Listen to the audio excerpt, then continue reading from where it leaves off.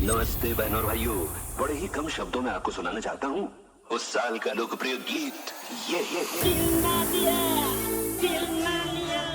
तो बोलो न काकिया ले बेटा आपकी दुनिया में भी आ गया